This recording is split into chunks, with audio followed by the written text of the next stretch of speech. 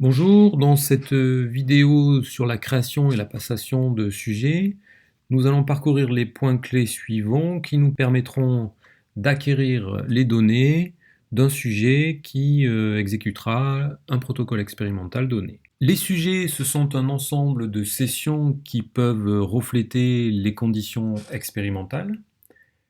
Les sessions, ce sont un ensemble d'essais, et les essais, lorsqu'ils sont lancés, permettent d'exécuter les processus qui leur sont associés. Alors on se retrouve pour mettre en place la passation d'un sujet. On a toujours notre expérience qui est ici, avec le fichier de configuration d'acquisition, en dessous le fichier de processus d'acquisition, et on avait d'ailleurs testé ce processus d'acquisition qui nous a permis d'acquérir les 3 entrées analogiques, et on avait aussi un fichier journal associé à ce test de processus. On peut supprimer ce répertoire et ce fichier journal de test. Voilà. Et créer dans cette expérience un nouveau sujet que je peux nommer sujet 1.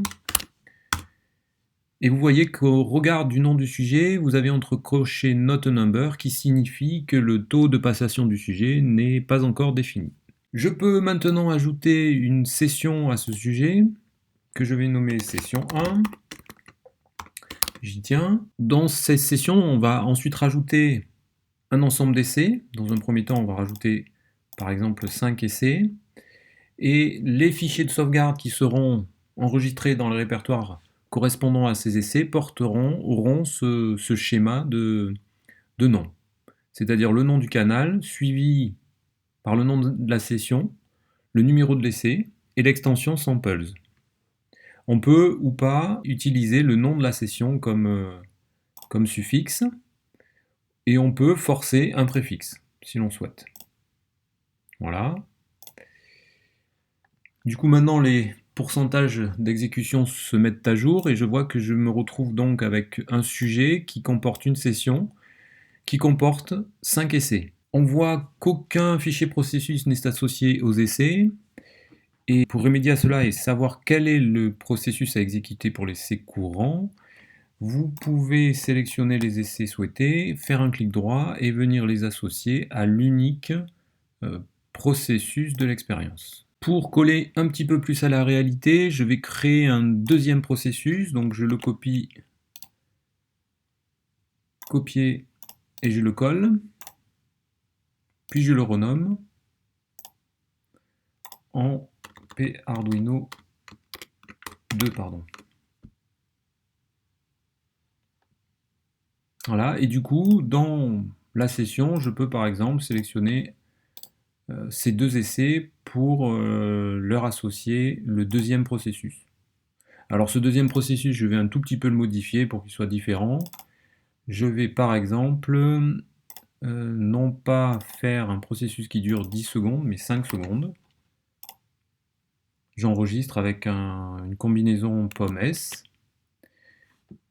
Voilà, la compilation est effectuée et donc j'ai maintenant un sujet, une seule session qui comporte 5 essais, et le processus ce sont les processus PArduino et PArduino 2 qui vont être alternés lors de l'exécution des essais de cette session. Je vais aussi créer une nouvelle session copiant la session existante. Alors lorsque vous faites ce genre de choses en copier des sessions, il peut y avoir dans les essais des fichiers de données et des fichiers journaux d'exécution, et donc lors de la copie on vous demande si vous souhaitez faire également une copie des fichiers de données et des fichiers journaux. Dans ce cas-là, ça n'a pas d'incidence puisque la session n'a pas été exécutée. Que vous choisissiez oui ou non, ça ne changera pas grand-chose. Je vais la renommer cette nouvelle session en session 2. Et voilà, de cette façon, j'ai donc un sujet qui comporte 2 sessions.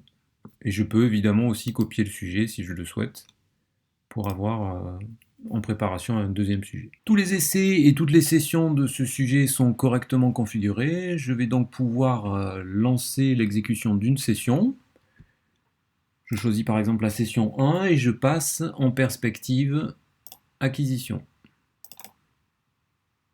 Pour lancer donc cette session, il me suffit de cliquer sur le bouton de démarrage et le processus P-Arduino de l'essai numéro 1 de la session 1 est en cours d'exécution. Je modifie un petit peu la tension stabilisée et il dure donc 10 secondes, cet essai. À la fin, il m'est demandé si je souhaite le valider ou pas. Donc oui, je souhaite le valider et je ne souhaite plus voir ce dialogue de validation. Je clique sur continuer. Puis, on me demande si je souhaite démarrer l'essai courant. Donc l'essai courant maintenant, c'est l'essai numéro 2 qui concerne le processus P-Arduino 2 qui va durer 5 secondes.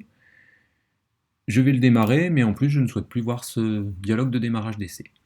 Donc je coche ce bouton-là et je clique sur oui. Le processus P-Arduino 2 est téléversé dans l'Arduino et il va durer 5 secondes. Voilà. On passe du coup automatiquement à l'essai numéro 3 qui concerne le processus P-Arduino qui va durer 10 secondes. Je modifie toujours la tension constante du générateur stabilisé. On en est maintenant à l'essai numéro 4.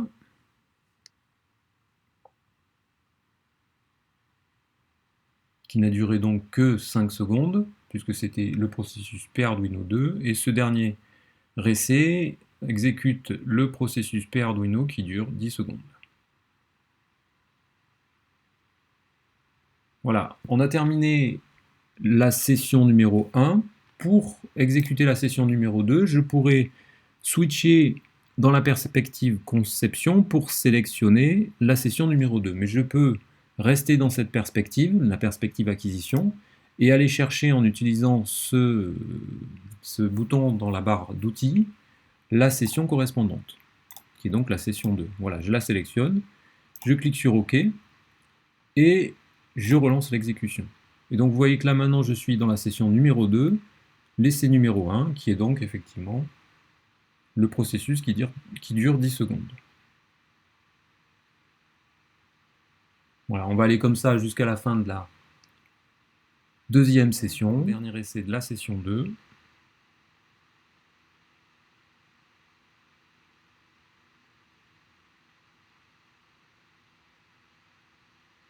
Voilà.